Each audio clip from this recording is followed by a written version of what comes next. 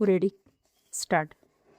प्राचीन काळापासून आपल्या प्रतिस्पर्ध्यास चांगली लढत द्यावी म्हणून मानवाने संघटित होण्याचा प्रयत्न केला आणि त्यातून युद्धाचा जन्म झाला.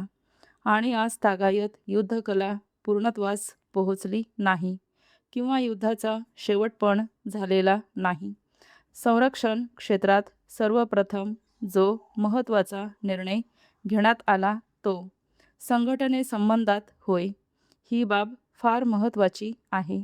देशाच्या संरक्षणाच्या बाबतीत अनेक पातळ्यांवर निर्णय घ्यावे लागतात.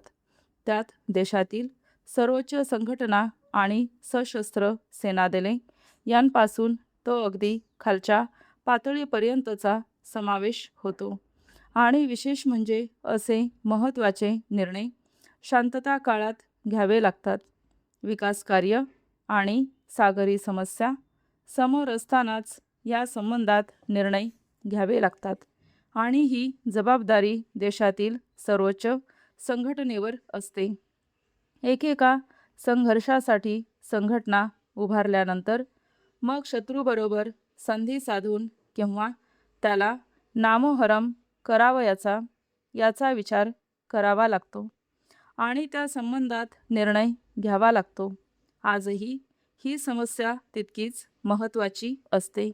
आजच्या युगात सतत युद्ध होत नसले तरी राष्ट्रांना सतत सुसज्ज आणि सतर्क राहावे लागते व त्याप्रमाणे योजना कार्यान्वित कराव्या लागतात.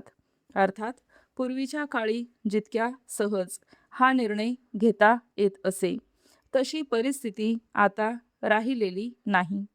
निर्णय घेण्यापूर्वी प्रचंड माहिती गोळा करावी लागते आणि मग तिची छाननी करावी लागते. अर्थात आता ही कार्य करण्यासाठी भरपूर साधने पण उपलब्ध झाली आहेत.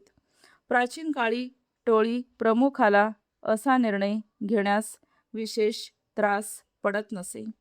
थोडीफार माहिती आणि युद्ध करण्याची लालसा एवढी सामग्री निर्णय घेण्यास पुरेशी असे. आजच्या काळातील घटना आणि राजकारण फार गुंतागुंतीचे असते. तसेच युद्धाच्या साधनांचा बराच विकास झाला आहे. म्हणून कोणत्याही सरकारला युद्ध करण्याचा निर्णय घेताना फार सखोल आणि सर्वंकष विचार करावा लागतो. या निर्णयामुळे राष्ट्र विजयी होऊ शकते अथवा नामशेषही होऊ शकते. युद्धाच्या बाबतीत अनेक गोष्टी अनिश्चित असतात. म्हणून आक्रमकाने निर्णय घेऊन युद्ध केल्यास त्यास हमखास विजय मिळतोच असे गृहीत धरता येत नाही. दोन्ही पक्षाकडील संघटना आणि लढण्याची जिद्द यांवर यश अथवा अपयश अवलंबून असते. पूर्वीच्या काळी टोळी प्रमुख स्वतः योजना करी आणि त्याचे नेतृत्व करी.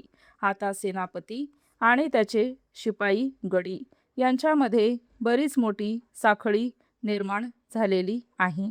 आता एका सेनापतीच्या नेतृत्वाखाली एका रणक्षेत्रात अनेक पलटणी असतात. अर्थात ज्या प्रमाणात सेनापतीच्या जबाबदाऱ्या वाढल्या आहेत त्या प्रमाणात नेतृत्व, नियंत्रण, दळणवळण, संपर्क यांसाठी अद्ययावत साधने पण बरीच निर्माण झालेली आहेत. स्टॉप.